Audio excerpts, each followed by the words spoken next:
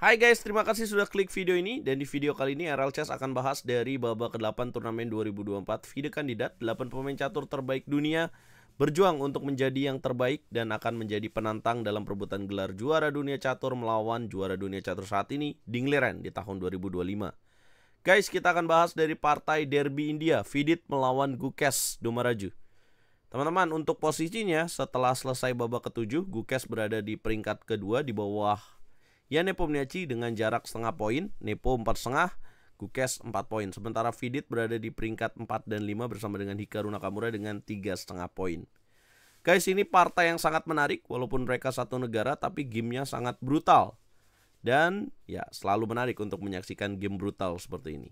Sebelum itu jangan lupa like dulu, share, subscribe, dan nyalakan lonceng notifikasi supaya kalian gak pernah terlambat dari konten terupdate dunia percaturan. Vidit memulai dengan langkah 4 dijawab E5, putih kuda F3, hitam kuda C6, dan Vidit menampilkan Italian game dengan gajah ke petak C4 ini guys.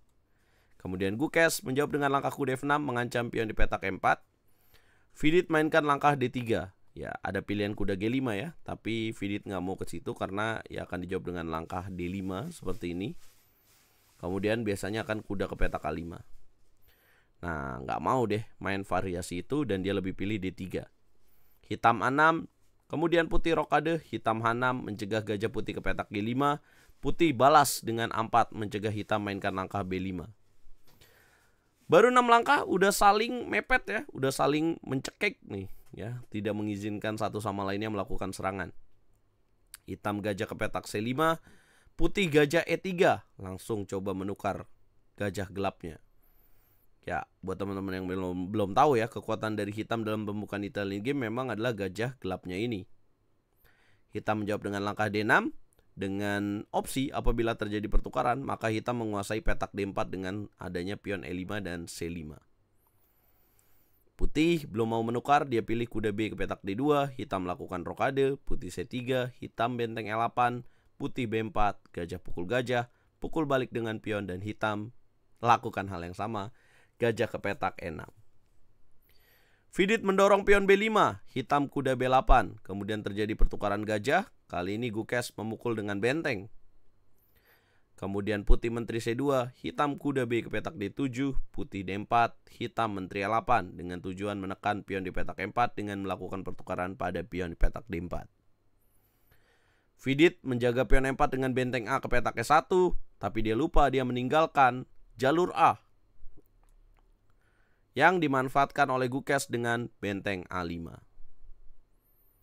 Teman-teman, keuntungan seorang pemain catur memiliki kekuatan pada file atau jalur yang dia miliki adalah dia bisa berkonsentrasi untuk memindahkan perwiranya ke jalur yang terbuka, dan jalur yang terbuka ini dimanfaatkan untuk infiltrasi atau masuknya perwira ke pertahanan lawan.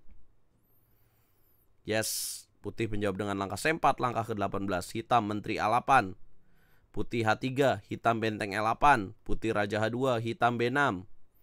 Dengan tujuan aktifkan pada pion petak E4, ancaman dari menteri A8, langkah ke-21, putih benteng F2, hitam masuk dengan benteng A2, putih menteri D3, hitam benteng A3, putih menteri B1, hitam masuk dengan menteri A4, putih kuda H4, dan hitam benteng A8.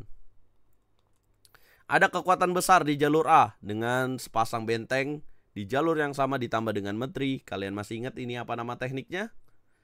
Yes, Alakhin Gun atau senjata Alakhin yang pertama kali dimainkan oleh mantan juara dunia catur Alexander Alakhin untuk mengalahkan lawannya. Ya, ini kekuatan yang sangat besar walaupun hitam belum unggul materi, tapi penguasaan jalur ini sangat kuat sekali. Putih lanjutkan dengan kuda F5, hitam raja ke petak F8 terlebih dahulu, persiapan apabila terjadi kombinasi. Putih benteng E ke petak F1, hitam benteng A1, putih menteri D3, dan hitam terus pepet putih dengan menteri B4. Pertukaran benteng terjadi. Putih C5, boom, makin menambah rusaknya pertahanan putih. Kemudian pukul pakai pion B.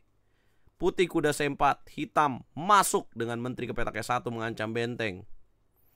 Langkah ke-31, putih benteng E2. Dapatkah kalian temukan 14 langkah mat dari posisi ini, teman-teman?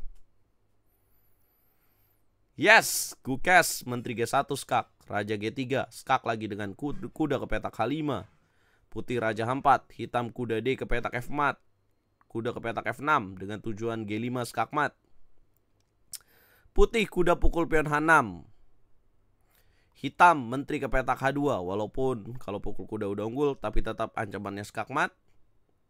Kemudian balik lagi dengan kuda F5, putih benteng F1 dengan tujuan sikat kuda, dan kemudian menteri G3 skak mat. Langkah ke-36 putih G4. Bagaimana jawaban hitam yang terbaik, teman-teman? Sikat kuda di petak F5. Boom.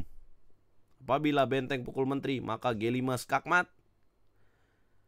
Pion E pukul benteng dilakukan, menteri G3, raja ke petak G5, dan kuda ke petak H7, langkah ke-38, skak, dan Vidit Santos Gujrati menyerah karena kalau dilanjutkan, raja pukul kuda, maka lanjutannya adalah menteri pukul pion petak H3, skak mat. Sementara tidak ada pilihan lain, raja memang harus pukul kuda di petak H5. Yes, partai yang sangat berdarah-darah dari Gukes Domaraju, yang seharusnya mungkin Vidit tidak bisa terkena seperti ini ya kalau dia tidak menjalankan langkah seperti Raja H2, di mana seharusnya dia bersiap untuk kuda B1 mencegah kekuatan dari jalur A ini, karena dia diemin akhirnya jadi lebih menekan buat hitamnya. Dan kemudian kesalahan dari Vidit adalah dengan mendorong pion C5, langkah berikutnya yang seharusnya di sini mungkin dia bisa ganggu lewat sayap raja dengan G4. Nah, setelah dia mainkan langkah C5 dan kemudian menteri ke petak ke-1, praktis ini jadi lebih sulit buat Vidit Santos Gujrati. Memang tidak bisa dicegah. Yes, langkah brilian benteng pukul kuda dengan tujuan G5. Harus dimakan, dan menteri G3 kemudian kuda 7 dan skak mat. Berkat kemenangan ini, Gukes Domaraju memiliki poin yang sama, yaitu 5 poin, karena Iyane Pomniachtchi berhasil ditahan remis oleh Abbas Sofnijad. Gukes Domaraju diremehkan oleh Magnus Carlsen. Bahwa dia dan Vidit adalah dua pemain yang mungkin akan tampil buruk di turnamen kandidat. Tapi Magnus sepertinya harus menarik kata-kata itu, karena Gukes Domaraju tampil cukup ciamik sepanjang selesainya babak ke-8. Apakah Gukes Domaraju yang akan jadi juara turnamen kandidat dan akan menantang Ding Liren? Dengan asumsi, prediksi saya, Gukes tentu bisa mengalahkan Ding Liren dengan performa Ding Liren saat ini, dan akan membuat Magnus termotivasi kembali. Gimana prediksi kalian, guys? Jangan lupa pantau terus turnamen kandidat jam 1.30 dini hari nanti. Jangan lupa like, share, komen, dan subscribe. Bantu channel RL Chess terus berkembang. Gabung ke sini, guys.